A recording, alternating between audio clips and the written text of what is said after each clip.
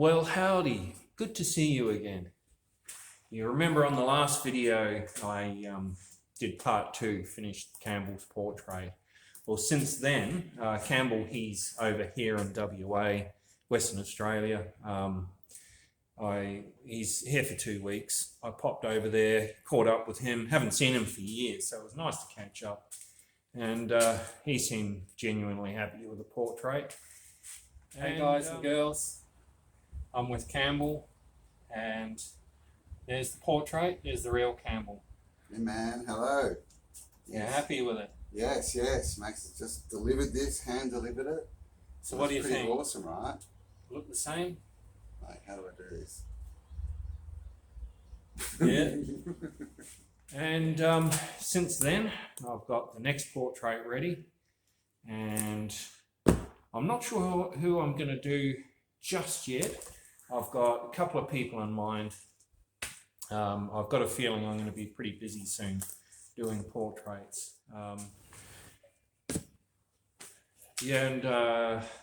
Also I had to go down to the paint shop. I was running dangerously low on thinners with my last portrait, but the reason I use, this is like an Automotive brand solvent or thinner and paints. I've been using Metalux for years, so I primarily use automotive paints because I paint Harleys, I paint on metal surfaces, but it does work on canvas as well. I went to buy more of the Metalux, and the place I normally buy my paints from, they said they're not stocking Metalux anymore. I was lucky to get some Metalux white, so because I was running low on that too. But they've gone to, and no, I don't get paid to promote these products. I just show you what I use basically. So this is the thinner that I've got now. So reducer, thinner, whatever you want to call it. So I have used it before. I've used the clear coat in Unicolor before. I've got a tin in the background. Yeah, that was the clear that I've used, Unicolor. So that's not a bad brand. My favorite brand, if I was to talk about automotive paints, is DNA. It's an Aussie company. Once again, I'm not getting paid to promote it. I'm just telling you what I like to use. DNA, that's this one here. So America has House of Color, and I used to use a bit of House of Color. It's fairly expensive, really good quality product, but since DNA first started in Australia, it's an Australian brand, they've been pretty much like the Australian version of House of Color, but very good product, lovely colors. I use a lot of the candies and everything. So yeah, if you are getting into automotive painting, then definitely I'd recommend using DNA. And I mean, they have all sorts of things like, this is one I've only used once before. It's called Mutant Crystal from DNA. I use that on Graham's Harley, and it sort of dries like, it's like watching ice crystals form. It's quite interesting stuff. I actually apply that with a paintbrush on the surface, but you have to have, I think it's around about 25 degrees Celsius, you know, like, don't quote me, but it dries fairly quickly, and if it's too cold, the crystals won't form properly. If it's too hot, same thing. First time I did a paint job with Mutant Crystals, before I knew anything about the product, it was fairly new. That was on Graham's Harley. I should take the cover off in a minute and show you. But painted the whole thing, and I still had to paint over top of it and seal it in everything. I didn't know what I was doing. I painted it and all the crystals formed. It looked fantastic, and knocked off for the night, locked the door, went home, came back the next morning, and because the temperature plummeted, it was fairly cold, the whole thing basically just ran off. I came to a big mess in the morning. I had to basically scrub the whole bike and start again. And the worst part of it was I did actually do like a band of silver leaf right through it, and that whole thing sort of melted off too. So I basically just scrubbed it all clean and started again. But that was a hard lesson to learn. But it's very temperamental, mutant crystal, great product to use. It's a really good special effect. I'll show you. Just give me a second here. Okay, so this is the mutant crystal that I was telling you about 2 seconds ago, and you can see, as I said, it forms really interesting sort of ice crystals. I haven't painted base coat over top of this. Normally you do a base coat, you do your mutant crystals, and you do base coat and Scotch pad it or rub it back, and it gives you your effect. What I did here is I had my base coat first, and then I did the mutant crystal. I applied it with a paintbrush, let it set, and then I did red candy, and I think it was a little bit of purple pearl through it too. This is where the border, that's just metallic silver paint. I went with that because the first time I actually did this, as I just said, I used silver leaf and glued all the silver leaf on there, got it how I wanted, and the next day when I came back, it had just all like run off, so it dissolved, and that was the end of that. So this was the second attempt, which worked, and I just honestly couldn't be bothered doing the silver leaf a second time, and I don't think Graham was particularly worried. So that's the tank. It looks really good in the sun. It really pops. So that was my very first attempt at silverleaf. Silverleaf. What am I freaking talking about? Mutant crystals. Get it right, Max. Okay. Anyway, guys and girls, it's 2 days later. And the reason for that is we're right in the middle of a heat wave at the moment. She's been really stinking hot. And as you can see, a tin shed and heat, it's a bit like walking into an oven. Not ideal for paints. This afternoon, we've got a bit of cloud cover and it's not quite as intense. So I thought I'd come out and I'd make a start on the portrait. But you've already listened to me harping on about paint and all that, so I'm not going to go on. I've got my blank canvas ready, so without mucking around, let's get into the next portrait. Oh, I didn't tell you. The person I'm going to be painting is Martin, and that's him there. So that's my next subject, and I'll explain a little bit about him as I'm painting. But let's get into it.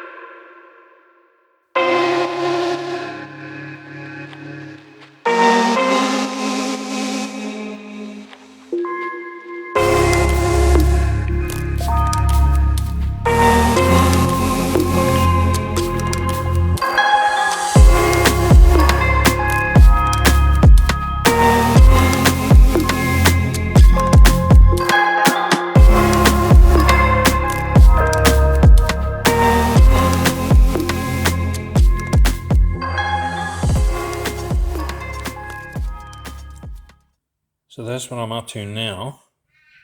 There's the photo.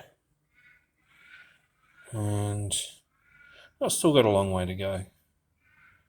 I'm not 100% happy yet.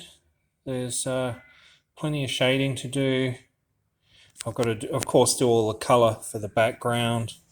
I've got to work out exactly what I'm doing in the background.